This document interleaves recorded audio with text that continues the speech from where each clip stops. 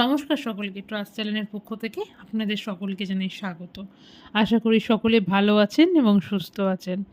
বিশেষ কারণবশত এবং কিছু জীবনের জটিলতম সময়ের মধ্যে দিয়ে যাচ্ছিলাম, তাই আমরা রেগুলারলি ভিডিও পোস্ট করতে পারিনি, তার জন্য অত্যন্ত দুঃখিত আমরা।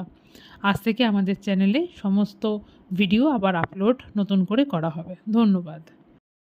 নমস্কার সকলকে, ট্রাস্ট চ্যানেলের পক্ষ থেকে আপনাদের সকলকে জানাই স্বাগত। আমরা সবাই জানি আমাদের পুরো সৌরজগতে এটাকে সমস্ত দেবদেবীর পুজো হয়, কেবলমাত্র ব্রহ্মারই পুজো হয় না।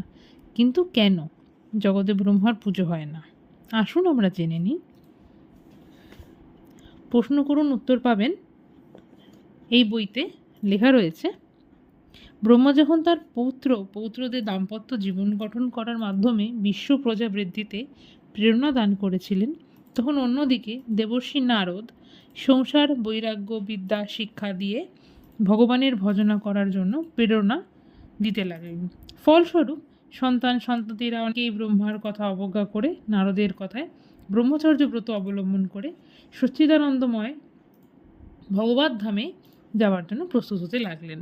তখনই শ্রী নারদকে ব্রহ্মা অভিসম্পত দিলেন, হে নারদ, তুমি আমার মতো পিতারও অবজ্ঞা করেছ। তুমি কোনো দিনও এক জায়গায় স্থির থাকতে পারবে না।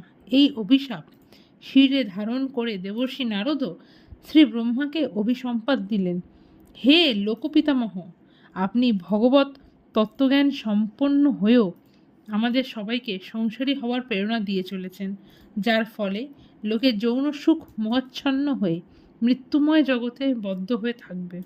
অতএব আপনি যতই পূজনীয় হন না কেন, জগজ্জীব কেউ আপনার পূজা করবেন না। এই বলে শ্রী নারদ অন্তর্হিত হলেন। ধন্যবাদ। আমাদের চ্যানেলটি ভালো লেগে থাকলে, পাঠ ভালো লেগে থাকলে লাইক, সাবস্ক্রাইব এবং শেয়ার করুন।